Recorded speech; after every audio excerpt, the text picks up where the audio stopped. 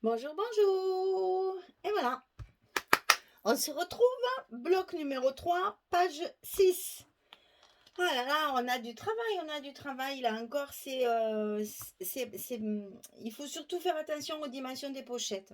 C'est un petit plus aujourd'hui qui va être, où il faudra être attentive. Alors, sur cette partie, donc le verso de la page numéro 5, on va faire deux pochettes. Une très grande dans laquelle on va glisser un livret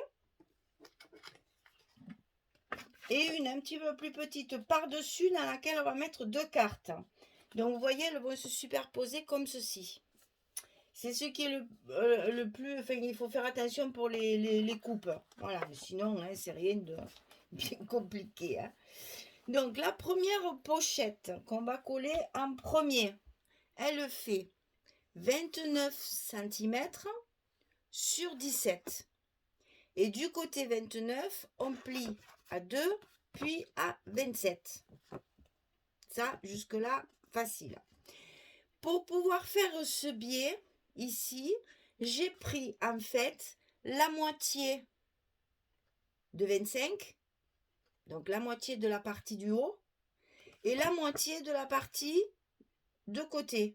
C'est-à-dire que là, c'est le milieu de ce côté, ici, c'est le milieu de ce côté. Donc là, je crois que j'ai 12 et demi, puisque ça fait 25. Je ne sais pas bien compter, vous le savez, mais quand même, c'est ça. Là, il y a 12 et demi, je fais un petit point. Ici, on a 8 et demi, puisqu'on a 17, donc 8 et demi, 12 et demi, un petit repère, je trace un trait, je coupe. Et j'ai mon biais pour ma pochette. Et je vais la coller de suite, parce qu'il faut qu'elle soit profonde. Donc, je la colle comme s'il n'y avait que celle-là. Voilà. En fait, j'ai peut-être pas décollé tout parce qu'elle est quand même assez grande. Je voudrais pas faire de petites bêtises parce que sinon vous allez dire ça y est, Michel, elle a encore fait des bêtises. Alors, on la colle donc bien sur le côté gauche de notre bloc.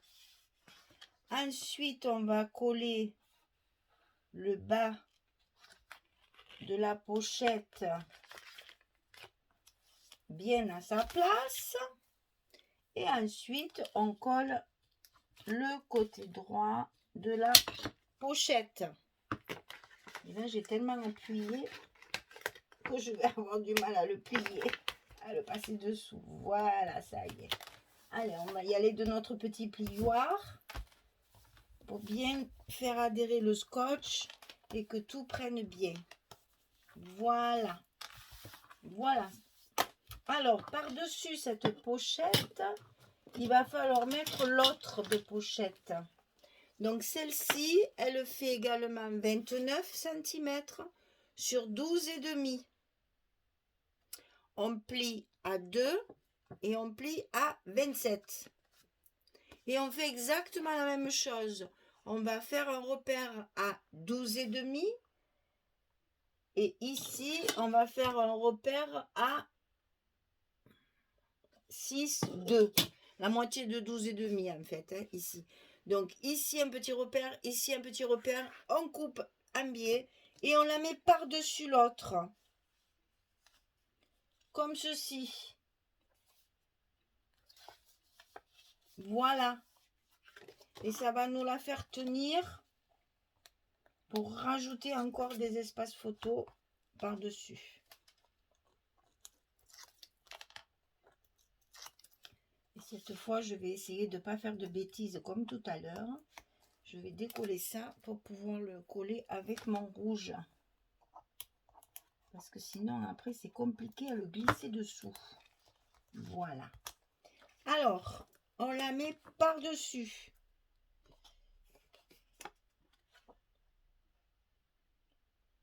Par-dessus l'autre pochette.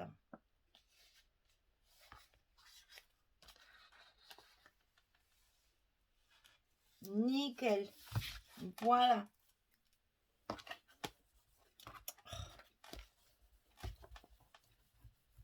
Voilà. Alors, dans la première pochette ici, on va mettre 2 cartes. Toujours 11-16. Ici, de chaque côté. Comme ceci. Dans la deuxième pochette qui est plus grande, on va faire un petit livret. Alors, ce livret, c'est une page A4 en fait. 29,7 sur 21. C'est une page A4. Je l'ai plié à 14,85. 29,7 sur 21, plié à 14,85. C'est une feuille A4 que j'ai pliée en deux, tout simplement. Et après, vous pouvez la glisser comme ceci. Alors, moi, je vais faire en sorte qu'on ne la voit pas. Parce que, vous voyez, quand on enlève ces deux premières photos, ici, on peut l'attraper du fait que la pochette est coupée en biais. Donc, moi, je l'enfonce jusqu'au fond. Comme ça, on ne la voit pas du tout. Enfin, le livret, on ne le voit pas du tout. Voilà. Donc, 2 cartes plus le petit livret. Et le petit livret, on le montera ensemble parce que j'ai mis des photos 10-10, des photos 10-15 et des photos 9-13. Donc, on le montera ensemble.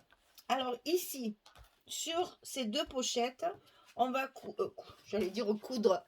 On va coller. Non, non, c'est pas la couture, Michel, tu fais du scrap là. On va coller un rabat comme ceci qui va justement nous fermer l'ensemble et tenir toutes les cartes et le livret qu'il y a à l'intérieur. Il faudra le centrer parce que ici, il ne fait que 21, alors que mon papier, mon bloc fait 25. Donc, il faudra le centrer et le mettre bien au milieu. Alors, on va faire ça tout de suite. Pour être sûr de ne pas se tromper, on va se faire un petit repère. Donc, ça fait même pas 21, ça fait 20. Pourquoi j'ai mis 21 alors? Ah, alors. Ah oui, parce que je l'ai recoupé à cause du papier qui me restait. Exact. Eh bien, heureusement qu'on en parle, comme ça, je vais le rectifier. Donc, c'est 26 et pas 21. J'ai pris mon petit stylo blanc. C'est 20,6.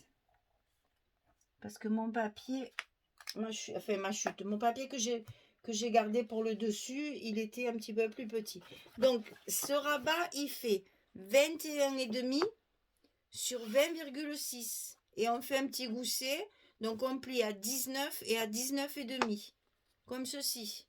Voilà. Et ça, on va le centrer ici. Alors, vous savez que je suis nulle pour centrer. Donc, je fais comme ça. J'ai un œil pour ça, c'est impressionnant. Ça compense ma misère en maths. Voilà, je fais un petit repère pour être sûr de ne pas me tromper. Et ceci, je le colle sur le bloc. Comme ça, on va pouvoir positionner nos aimants. Donc, je le plie au gousset.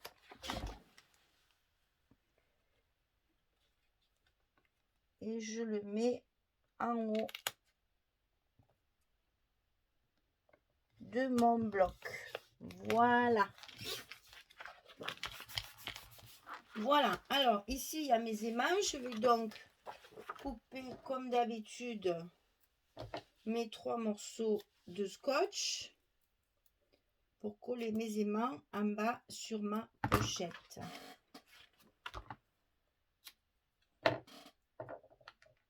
Donc, ici, ici et ici. Ah. Oh, ça retient de coller de partout. Enlever ça parce que comme elle est métallique, ça va me faire partir mes aimants. Et on rabat à sa place sans trop tirer sur le gousset qui va enfermer tout ça. Et voilà, nos aimants sont en place. Eh ben, il n'y a plus qu'à. Alors, pour recouvrir ces pochettes, commencez par recouvrir l'intérieur ici, qui est là. Voilà. Commencez par ça, parce qu'après, pour mettre vos papiers, c'est plus facile parce qu'on voit bien le noir. Hein? Voilà. Donc, commencez par recouvrir la pochette, enfin l'intérieur. Ensuite, ici, ne coupez pas un grand papier. Une bande ici suffit. Regardez, moi, j'ai coupé vraiment des chutes. Et ça va juste, voilà. Ça va juste s'enfiler dans ma pochette de dessous. J'ai pas utilisé une grande feuille de papier. D'accord. Voilà, voilà. J'ai pas utilisé une grande feuille de papier, hein. J'ai utilisé des chutes pour recouvrir ma pochette. Par contre, là, forcément, je vais... Ben tiens, on retrouve la même que tout à l'heure, n'est-ce pas? Et on va la mettre ici, celle-ci. Là, ne faites pas trop de rajouts, parce que quand vous allez plier, ça va se voir. Donc, il faut que ce soit propre, hein. Voilà. Donc, je commence un petit peu à recouvrir tout ça, parce qu'il y a les cartes, il y a pas mal de choses à recouvrir. Et le livret, on le fera ensemble pour que je vous montre où je mets les photos et les dimensions de mes matages. Allez, à tout à l'heure. Voilà, pardon. Voilà, je reviens vers vous parce que je veux vous montrer comment j'ai calculé mes emplacements photos dans le livret. Donc ça, c'est le devant du livret. Donc j'ai mis une photo 10-15, donc mon papier, il fait 10-6 sur 15-6. Ça, c'est pour une photo normale. À l'intérieur de mon livret, j'ai fait 4 emplacements 10-10. C'est pour mettre des photos carrées, en fait, hein. Donc 10-10, et vous voyez, j'ai fait en sorte de les décaler pour que chaque fois, il y ait un papier au milieu, hein. Je fais toujours ça quand je fais des grosses présentations photos comme ça. Je fais en sorte de mettre du papier fantaisie entre pour que ça ne fasse pas que des photos, qui est quand même un travail. Et après, sur les papiers fantaisie, on peut mettre une décoration, un stickers, un tampon, etc. Et ça donne de la vie au lieu de regarder 4 photos toutes simples et l'une à côté de l'autre. Voilà. Donc j'aime bien faire ce genre de truc. Et à l'arrière, j'ai mis 2 photos. Alors celle-ci, je vous avais dit 9-13, mais je suis arrivée à faire du 10-14. Alors vous pouvez mettre la photo 10-15 en recoupant très légèrement le haut et le bas. La photo 10-15, elle y va. Donc ça, je sais qu'il y en a qui n'aiment pas couper les photos. Mais moi, malheureusement, ça m'arrive parce que ou mon emplacement ne va pas, ou alors j'ai une partie sur la photo qui ne me plaît pas, et ça m'arrive de couper. Vous savez, là, on va couper un demi-centimètre de chaque côté. Franchement, ça se verra à peine.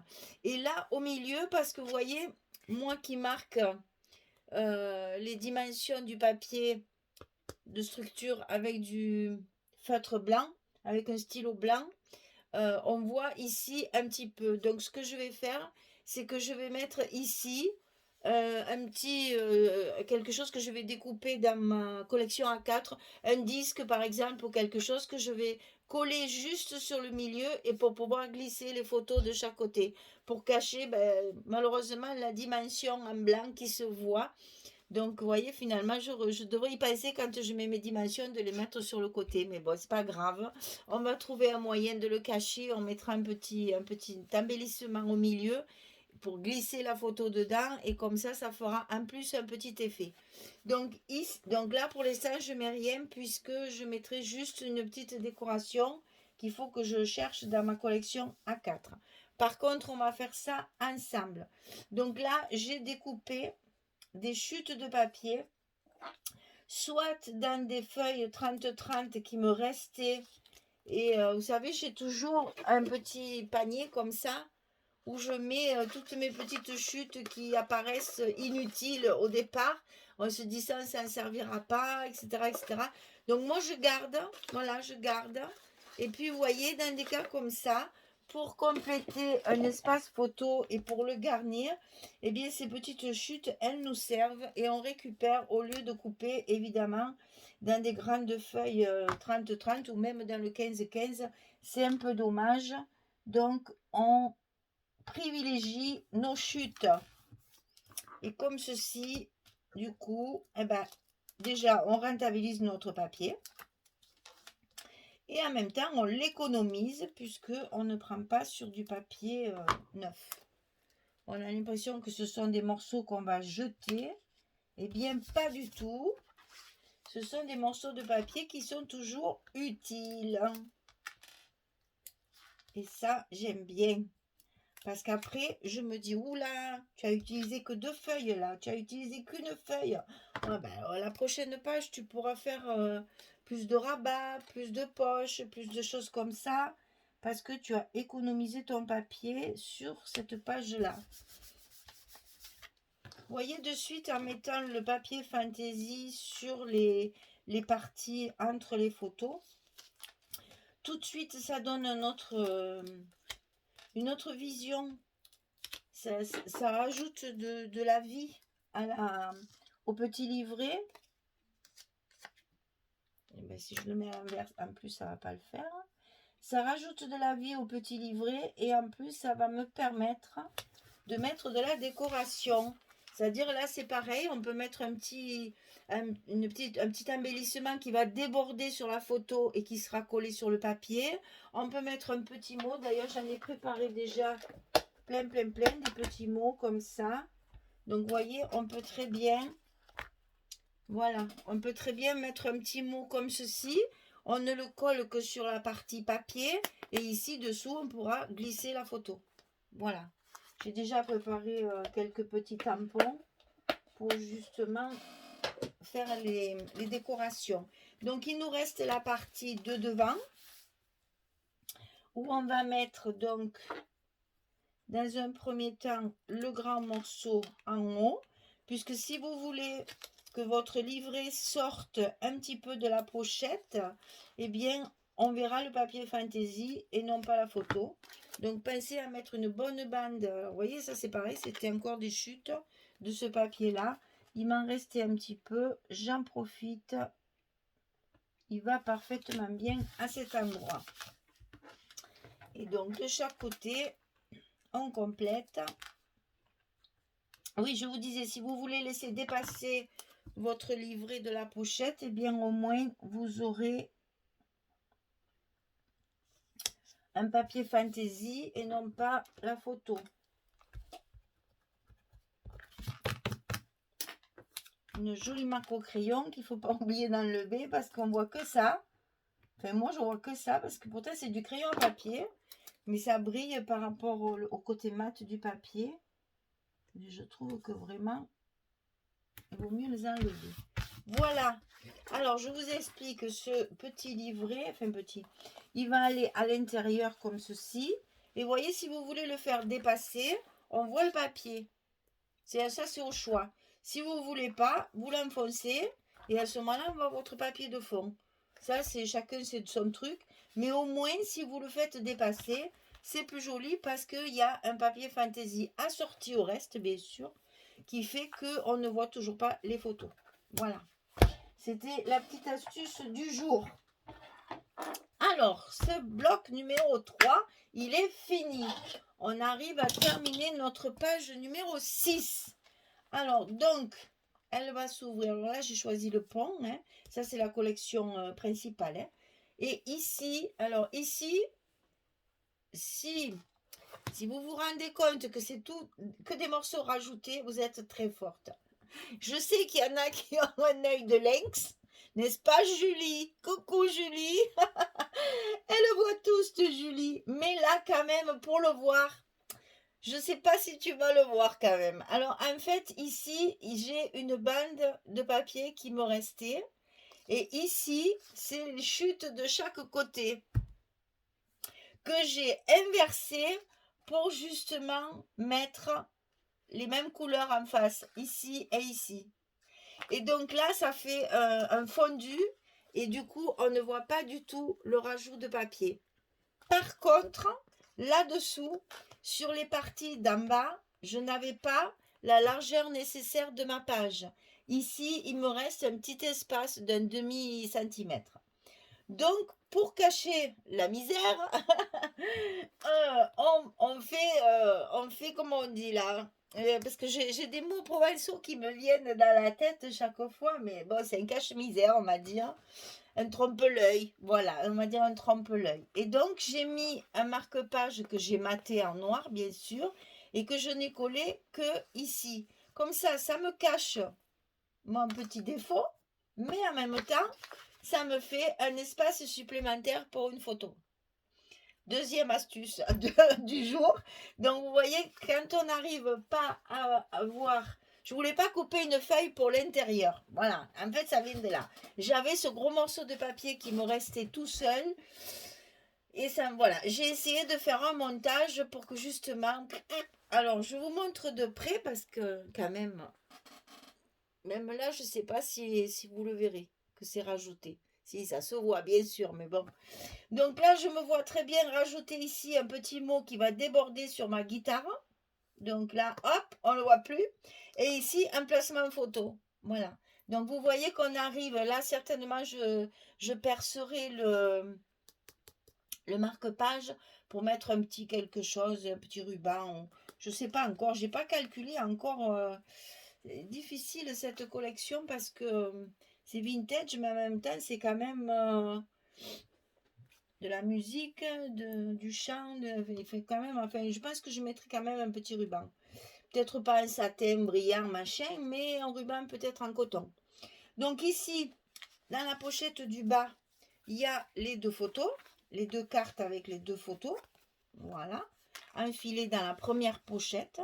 Et dans la deuxième pochette derrière, je vous lève tout que vous voyez bien. Dans la pochette derrière, j'ai donc mis le livret que nous venons de faire ensemble. Alors là, vous voyez l'avantage d'un livret, c'est que vous pouvez mettre les photos en portrait ou en paysage. Vous avez juste à tourner le carton. Ça, c'est très pratique. Hein. Et là, pareil. Voilà. Donc ça, on le verra pour le petit truc, là, l'embellissement. On le verra pour dans le cadre de la décoration des pages. Voilà, mesdames. La page numéro 6, elle est terminée. Le bloc numéro 3 est terminé aussi. Voilà, ben j'espère que ça vous plaît tout ça et puis que vous passez de bons moments.